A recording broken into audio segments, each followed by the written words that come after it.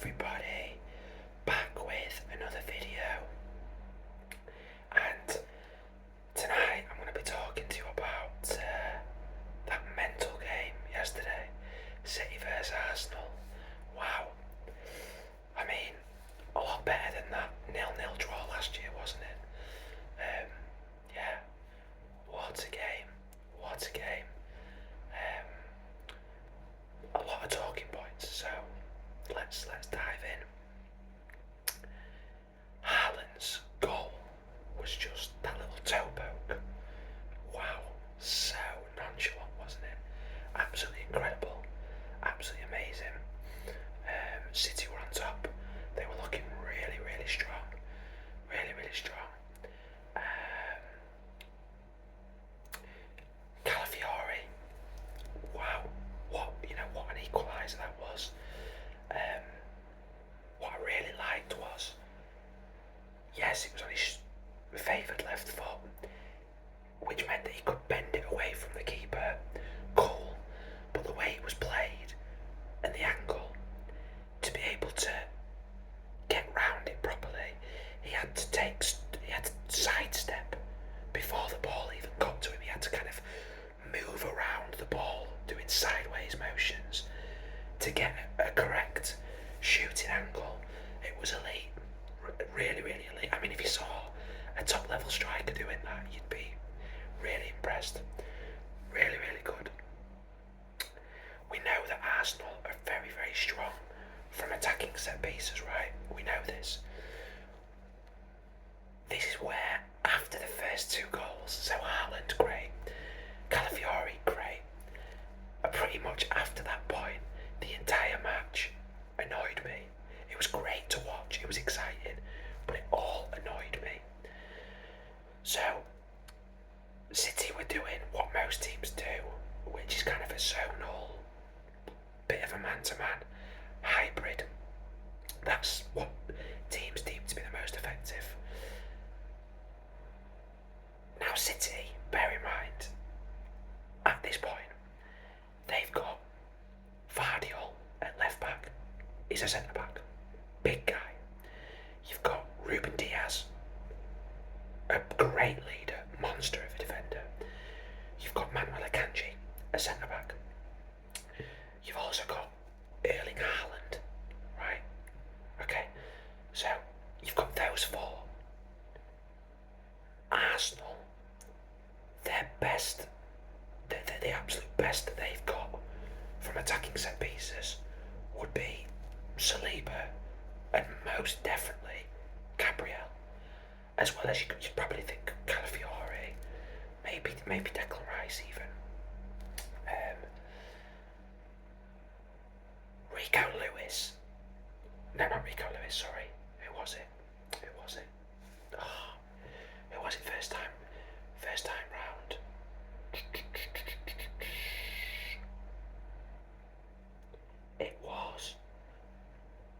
Do you know what? It might have even been Bernardo Silva.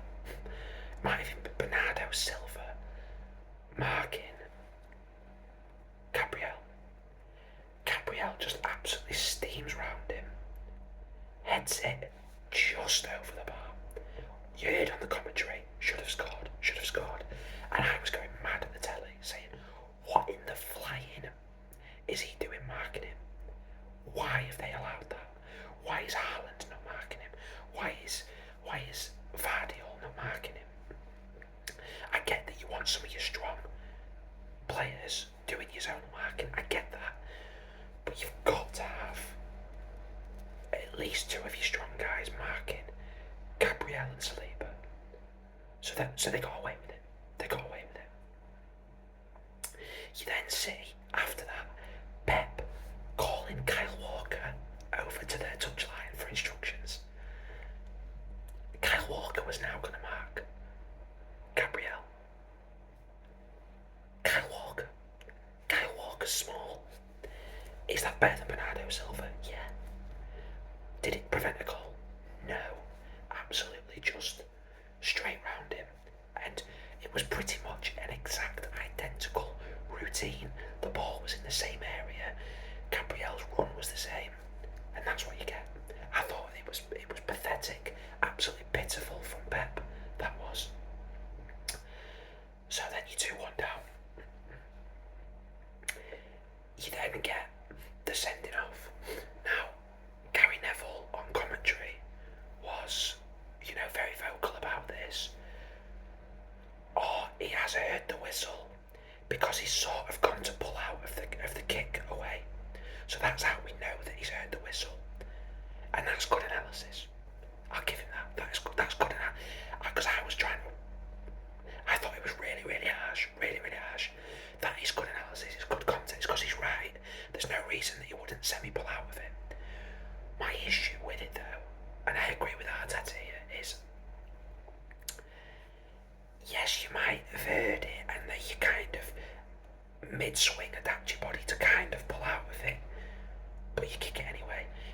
like he's heard it, stopped, like turned around and kicked the ball away.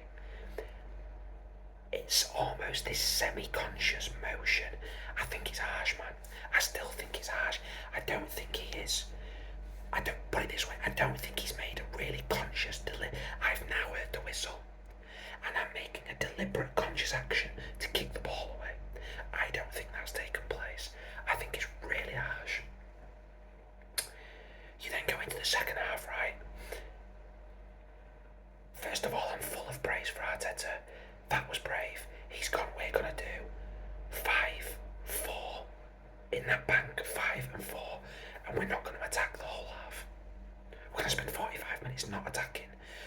There was one point where, in open play, not defending a set piece, in open play, every single Arsenal player was inside their own box. I don't think I've ever seen that before in a game of football. It made me laugh out loud. I was like, wow. Jose would be proud. Jose would be proud. Talk about park the bus. This is when I then got extremely frustrated with Pep. I mean, for me, everyone's, oh, well, they got the equal. They could have won that game 5-6-2. So, they did the same thing for 45 minutes, pretty much. Circling the ball, circling the ball, circling the ball. Bernardo Silva had a bit of width on the right hand side, but he wasn't trying to beat the man in a one-on-one. He'd get it to drag that defender out and then circle it back in. Constantly then, you're getting players in front of the box in space, typically Kovacic or Ruben Diaz or Manuel Akanji. Kovacic, fine. Manuel Akanji, Ruben Diaz aren't going to shoot with any great effect. Kovacic was controlling the ball with his incorrect foot every time, which meant that he then had to take another touch before he considered shooting. It was very, very poor. Very, very poor. And they were too narrow. So that was screaming out for two very basic things. You want Foden, who will happily take a shot outside the box, and maybe a Bernardo Silva, and switch the tactics up. You know, push one of the centre backs into the box. You know, to create that extra space for a cross. They weren't doing that. Arsenal were offering no threat. You did not need the three City centre backs as the deepest players outside the box. They didn't need to be there.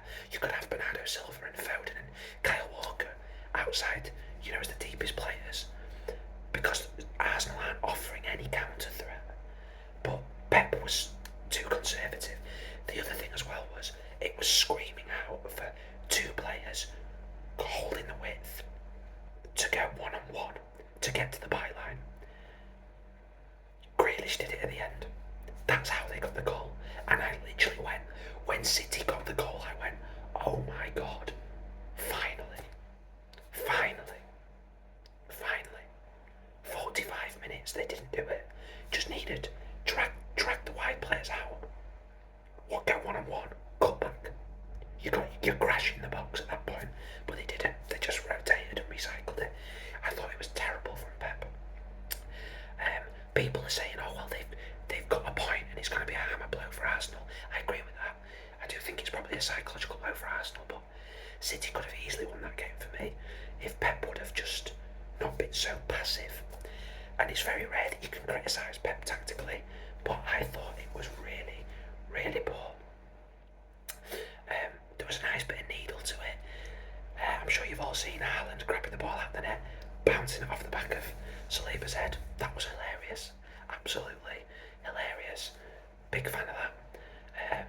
The scenes at the end. Yeah, I liked the bit of needle there. It was decent. Makes for an interesting rest of the season now. Let's see how it goes. But yeah, short video guys this week. That's what I thought. Plus, United, much improved. Maybe Ten Hag's best game in a long time. Everything missing apart from we don't have anyone to put the ball in the back of the net. Been saying it for weeks and weeks and weeks and weeks. Who is going to get the goals for Man United?